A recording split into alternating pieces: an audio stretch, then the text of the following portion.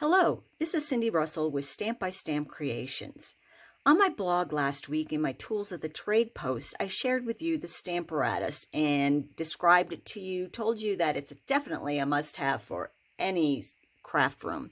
And today I'd just like to go into a little more detail about the Stamparatus and actually show it to you. So the first thing it comes with is the base, and the base is open on two sides. It's got rulers on two sides to help you. It comes with two clear plates that are hinged, and this is how they work. They slide right in there. You want to press them down firmly, but you want to go in straight up and down, and then you can open and close it like that. This is where your stamp is going to attach to when you stamp your images. If you're using a red rubber stamp, you will just use the Stamparatus as it is. If you are using a photopolymer stamp, you're going to need a little more room to make up for the foam on the red rubber stamp. So you're going to need this black foam piece, which also comes with it, and that you would just lay down here and then put your paper over. The Stamparatus also comes with two very strong magnets, very strong. And the important thing to remember is that you do not want to get them anywhere near each other, or they are just going to stick to each other. And I know this for a fact because I did that. And what happens when you get them close together is that they can break, as you can see here with these two magnets that I had. So be very careful with your magnets. And speaking of the magnets, on the back of the Stamparatus,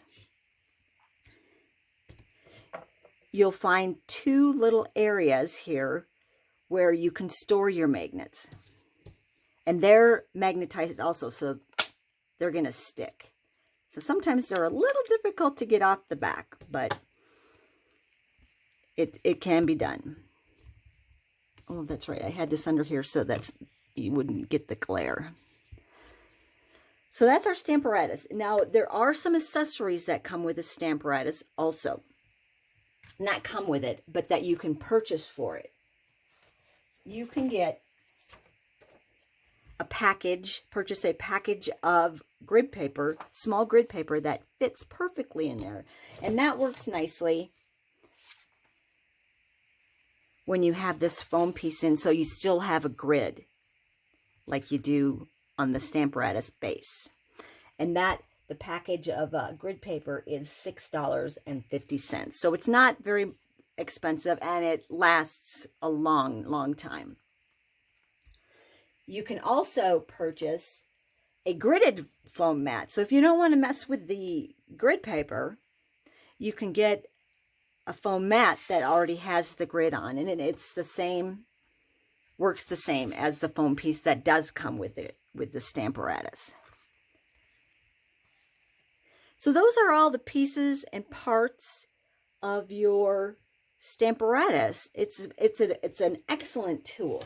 Now, one thing you're going to want to remember too is that when you're storing your Stamparatus, you don't want to store it with the plates in it.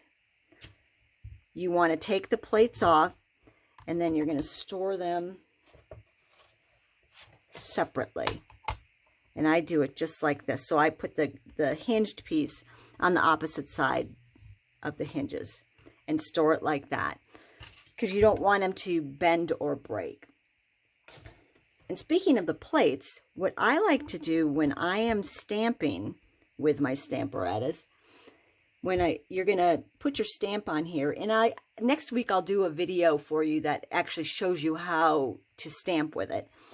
But what I like to do is I'll take a stamp case, whether it's one with stamps in it or just a plain one like this, and I'll put it underneath there so that it supports the plate when I ink it up. But I'll go into that next week. But this is the basics of your Stamparatus. Honestly, it's a tool that comes in so handy. But starting next week, I will start sharing with you actually how to use it. So thank you for joining me today. Have a great day. Take care and happy stamping.